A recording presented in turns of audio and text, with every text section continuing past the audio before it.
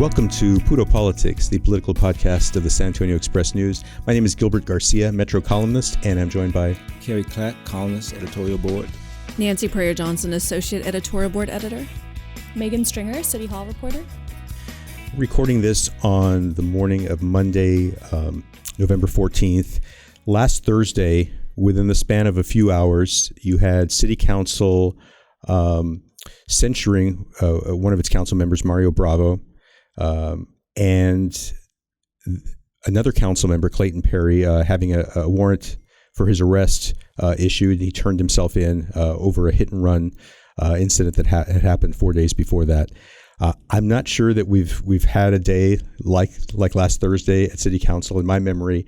Megan, you were on top of all of this. We'll take these two stories separately, but I wanted to start with Clayton Perry because I think this is a story that's really shocked a lot of people, and the City Council is going to be taking action on this. But I think by the time people listen to this podcast, they will know what the council action is, and I'm guessing that the council will take action against him later today. Can you talk a little bit about what happened, the hit and run incident involving Clayton Perry, and what the council is preparing to do? Yeah, so the allegations laid out in the affidavit, the police report, the body camera footage that we've seen so far are that Councilman Perry was drinking that night, supposedly, and he was caught through the Bill Miller drive-through on Thousand Oaks on the northeast side, and kind of made a bit of a scene there, to the point where the manager called the police and said, this man is going to be, driving drunk tonight. And a few minutes later, around the corner, there was a crash, and allegedly Perry had fled the scene of the crash, and police found him laying on the ground in his backyard and questioned him there for a while. So we've all seen the police body camera footage by now, and the City Council vote this afternoon is to collectively call for Clayton Perry's resignation.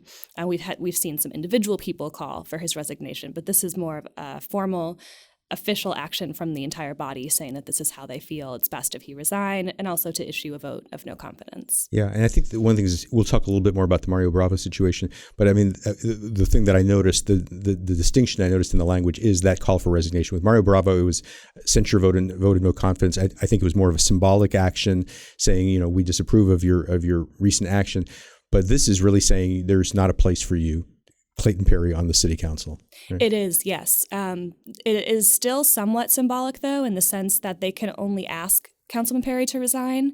They can't, remove him from office. This is just them sending the message that we really think that you should not be on City Council right now. Carrie, when I think we were all everybody's shocked by the story, and I think anyone who saw the body cam footage where the officer is trying, I think, repeatedly to get a sense from him about what happened. He's denying that he was driving a car. He's kind of deflecting questions about whether he was drinking or not. What was your first reaction when you saw that, and when you first heard the story? Well, when you first hear the story, it doesn't compare to once you first start reading the details provided by Megan, and then you see the video. Yeah. It is hard not to feel some sympathy for the councilman, but then when you realize what he could have done, and we need to salute all the folks who did things right in this. The Bill Miller employee, the witness who followed Perry to his home, the police officer who handled it as gently and as well as you can, and you with the right amount of skepticism of what the councilman was telling him. But I can't think of I guess I can't think of a more recent video, but when you talk about one day to rock the council as last Thursday did, the only one that comes to mind is whatever year that was when we had two councilmen arrested. Yeah, by the FBI. And that, I think it was around 2003, something like that. Yeah, and I'm glad you pointed out. I think the people who I think were really important to this story. If they had not had the call from the Bill Miller manager and the plate number, so they were looking. They knew what house to go to, and then you have this witness going to the house too, and everything kind of getting connected in that way. But I think that the body cam footage, Nancy, I'm curious to hear what you think about this. I think there were some questions early on, like did they go easy on him because he's a council member? They just let him stay at the house. He wasn't taken in. And my sense when I saw it was that the police officer, he knew what was going on. He knew this person had been drinking, or he strongly suspected. Yeah. He strongly suspected at this point that this was the same person involved in that accident. And he was pressing him on these things and basically calling him out for not telling him the truth. But so I didn't feel he was going easy on him, but you're right, Carrie, he was gentle with him. He was not, there was some sensitivity. I think he had some sympathy for him. What was your reaction when you saw it? Yeah, you never know, right? I feel like the police officer was professional. I wonder if he knew who Perry was. That is one big question I had when I was watching it. But to me, it doesn't look like he knew. From what I understand, police officers they are required to call a supervisor when they suspect or they just have any inclination if it's going to be a media, quote, media case, right? So if media was going to report on it, then a supervisor would have to be called, is my understanding. And he didn't do that.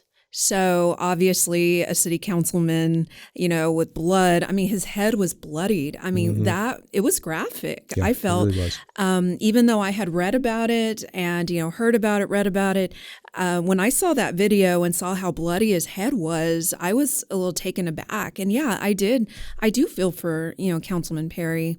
It was quite the crash as well. But I also feel like, the people he crashed with, my God, can you imagine how they felt as well? Mm-hmm.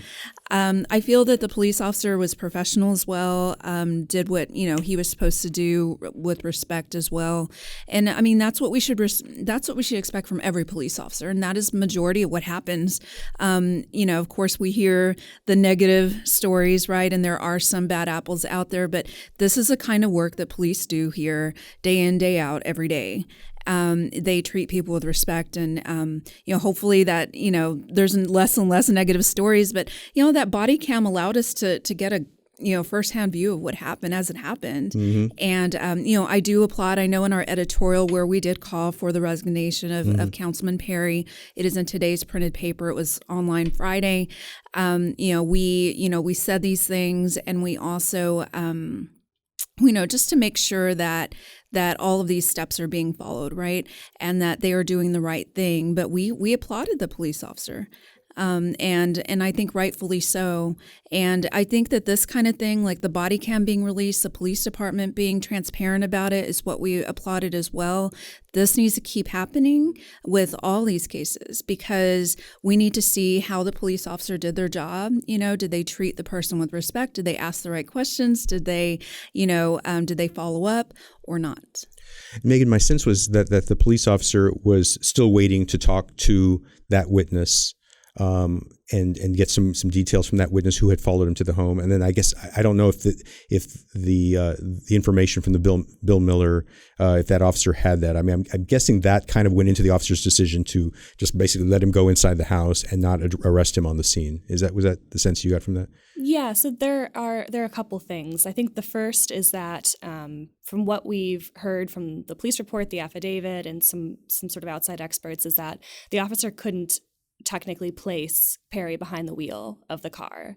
There was a lot of time that passed between the accident when it was called in, I think shortly after 9 p.m., and then it was shortly after 10 p.m. by the time that we see the body camera footage taking place.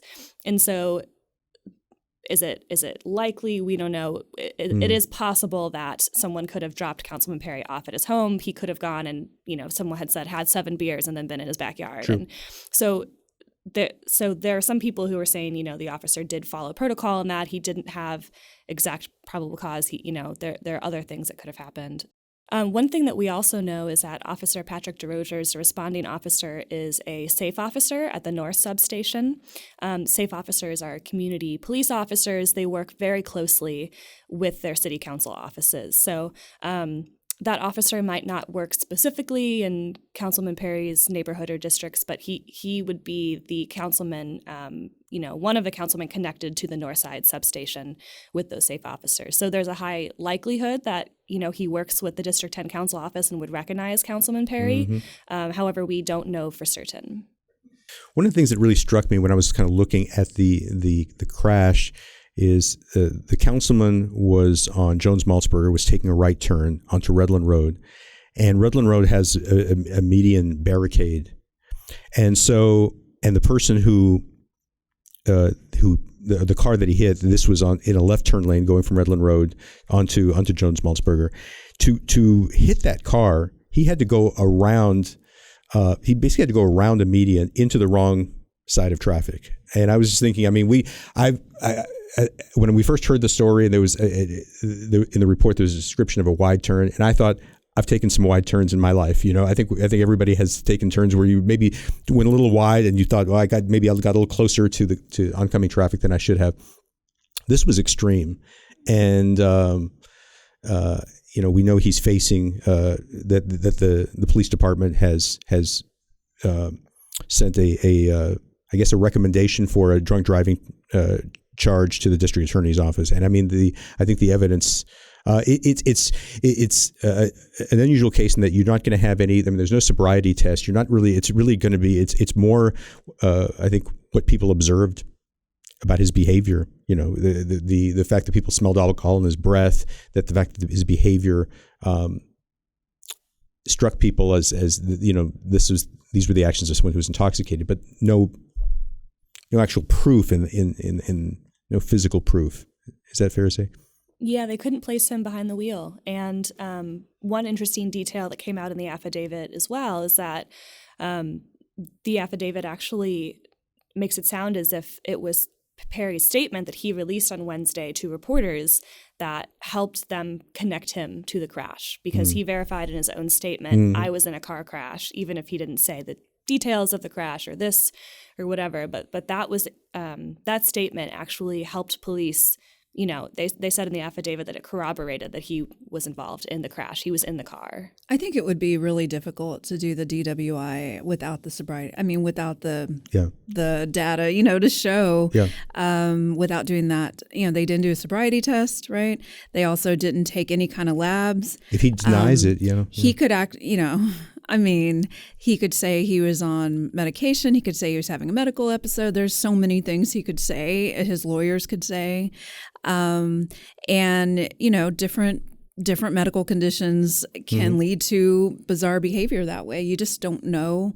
And I believe his attorney would definitely say, I imagine, does he have an attorney? I imagine he does. Yes. Yeah. One of the issues I had too was him saying he had no memory of what happened. And look, when someone suffers head trauma, I mean, this is a mysterious thing. I was thinking about how when Clayton Perry first said that, about how Troy Aikman, the Dallas Cowboy quarterback in 1993, suffered a concussion in an NFC Championship game, and I believe the Super Bowl was only a week later, which was unusual. And he played in that game, led the Cowboys to a victory, and he later said he had no memory of that game at all. Probably shouldn't have been playing. So, I mean, these things are mysterious, but I'm going to just say I'm very skeptical of these stories, but I don't remember. And I was thinking, and I went back and watched Ted Kennedy's speech in which he explained what happened to Chappaquiddick and said, because he went 10 hours without reporting it, and he was out and about, and he's not reporting this, and what is going on with this? And he said, well, I don't understand why my own actions. I don't really remember very clearly. And, I have a hard time. With it. We don't know. Again, we don't know. But one of that, going back to his statement, something that for me at least affirms his council colleagues' call to ask him to resign is that he calls it a hassle. Now, supposedly he makes this statement when he's sober. Supposedly he knows what he's done, the damage he's done. and he can't come up with a stronger word for what's happening other than a hassle. A lot of people on council are concerned about that statement and feel as if there's a lack of remorse shown for the people that in the car that he allegedly hit, the victim of the crash, and they're concerned about that lack of remorse and feel as if he wasn't stepping up and taking accountability. And they understand there's maybe some legal implications. I think as we saw, his statement did corroborate for police, and I think that there's some understanding that maybe Perry was trying to be sensitive to those legal concerns and in releasing a statement. But we know the car that he hit, the Honda Civic, was damaged badly. I've not heard anything about the condition of the people. I'm assuming that there were no serious injuries. Is that? That's my understanding. Yeah. There were no serious injuries. Yeah. Want to shift to the Mario Bravo situation, which was a big story on City Council, but I think by the time we reached Thursday and the council was going to take that censure vote, it was it had been completely overshadowed by what was going on with Clayton Perry. Can you talk a little bit about what happened with Mario Bravo and why the council decided to censure him last week? Yeah, so with Mario Bravo, there were, of course, as you reported, witnesses to the situation. But the morning before the budget vote on September 15th, Mario Bravo had essentially berated his colleague, Councilman Anna Sandoval, his former romantic partner, near the council dais, and had treated her on personal terms very bitterly, talking about their past relationship and referencing that in regard to her, kind of refusal to support his budget proposal. Yeah. So I guess there was an investigation into what happened. And when that was announced, I was thinking, well, there's probably not too much to investigate. I think you maybe had a couple of witnesses, and this. I don't know that he really denied. What he might have. There might have been some. He might have disputed, the exact wording of what he said, but I think that he pretty much accepted that he had said that, and I think he's argued that there's a lot more in their personal history that maybe explains it, and also that he was, as you said, unhappy with her vote on the budget. So with the council action last week, I noticed that he had his parents and his romantic partner, his current romantic partner, kind of speaking up for him.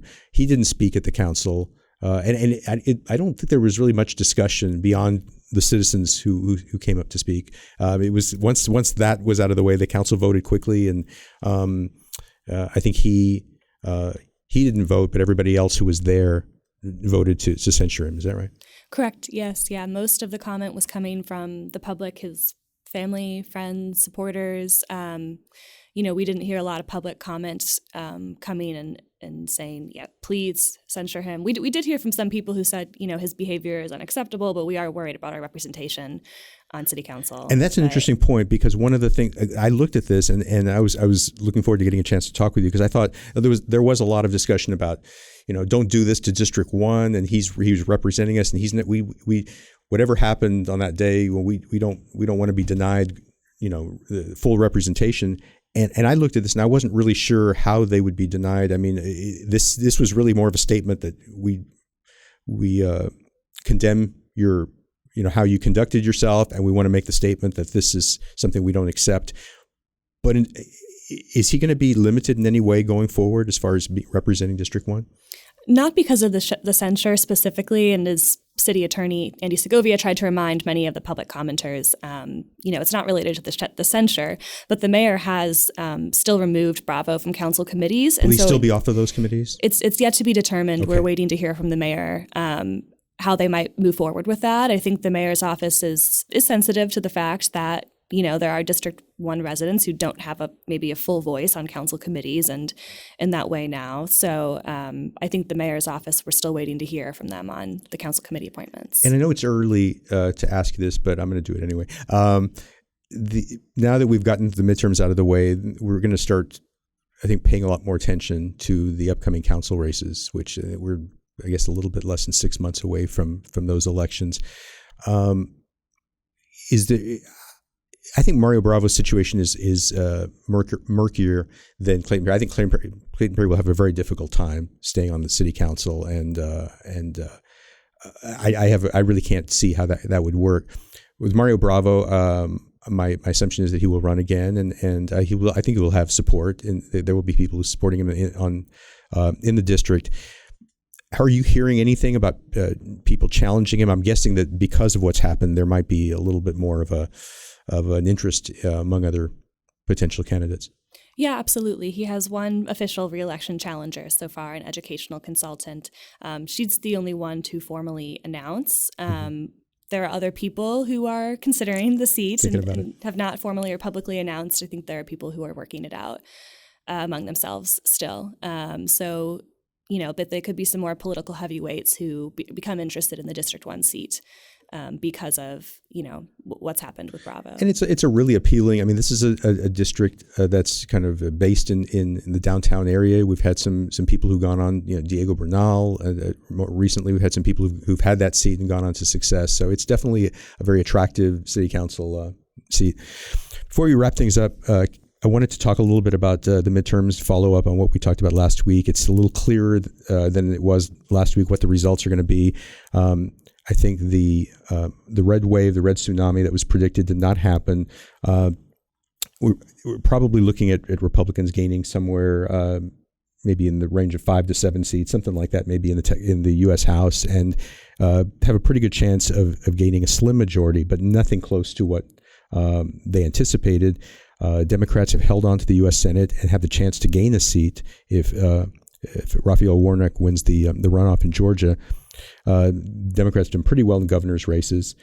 And I think what's really telling, and I think, Carrie, you alluded to this, is that, that the people really in charge of elections in these swing states, Arizona and New Mexico and Nevada, Colorado, Michigan, in these Secretary of State races, you've had Democrats against Republican election deniers, and the Democrats have been consistently winning those races. So you wrote a great column over the weekend talking about what this election meant. What do you think the voters? There are a lot of different things going on in any election cycle, but what do you think the voters were expressing?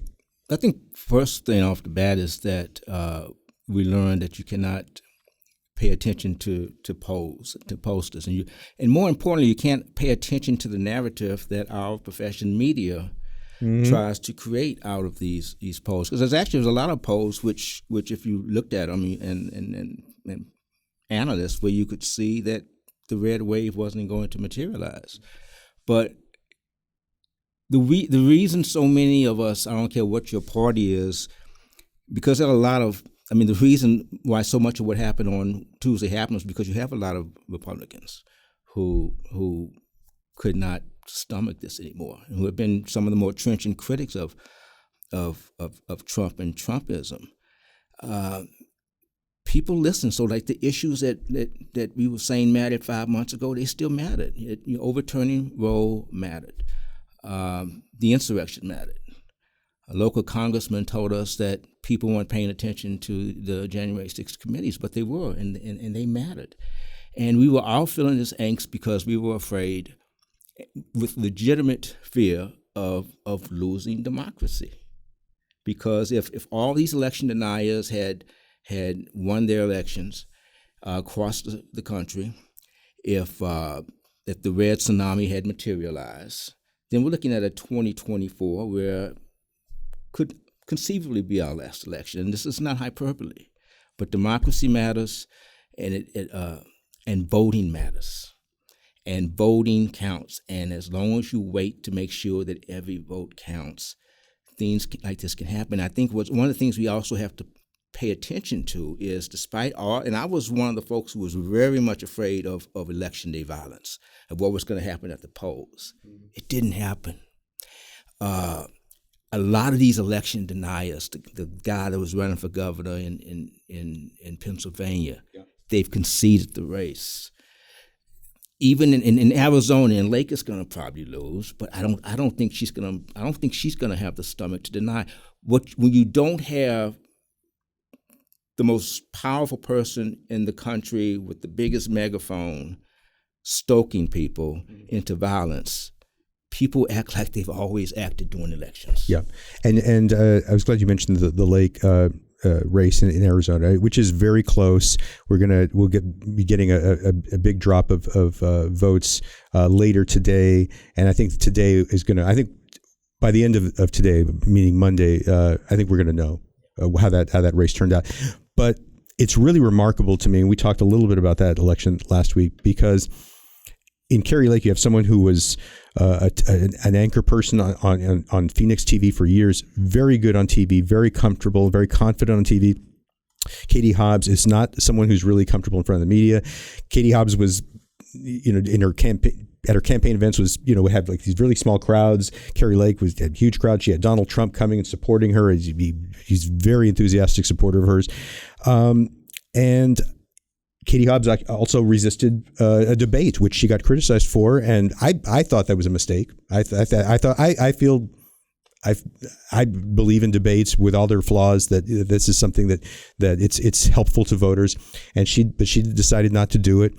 And, she's in position where she has a very good chance of winning this race. And I think of it almost as like the rope-a-dope strategy. I mean, she just basically said, I'm just going to sit back and you talk and you go out there. And Kari Lake had an event just 4 days before the election where she's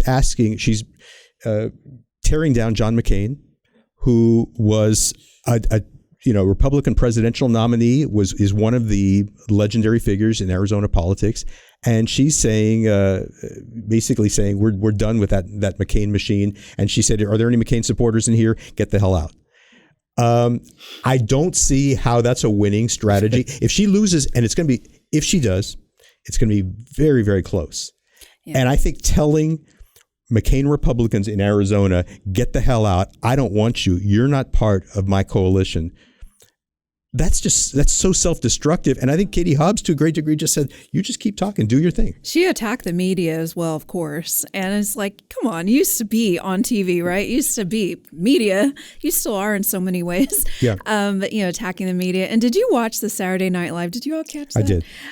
Hilarious, but so true. But how she just kept flip-flopping between, if she was winning, if she was up, then she's like, oh yeah, the voting is accurate and our elections are safe. But if she was losing, oh no, the system is broken. It was hilarious. Yeah, the system is totally broken, and yeah. she just kept flip-flopping. Right. It was very well done. Yeah. So it's, I think the voters can have a complex mix of thoughts. They can be concerned about inflation. They can they maybe can have questions about how long the U.S. is going to keep funding Ukraine, and then they can also say, "I'm really worried about our democracy and our elections, and I'm weighing all these different issues, and I'm making decisions on that basis." And I think that's, as you said, Kevin McCarthy, who could be the next Speaker of the House, was predicting a year ago that the Republicans would gain 60 or more seats, and that's not going to happen. So anyway. We'll wrap it up there. Thank you all for listening. We really appreciate it. Hope everyone's doing well, and we'll be back with you next week. Take care.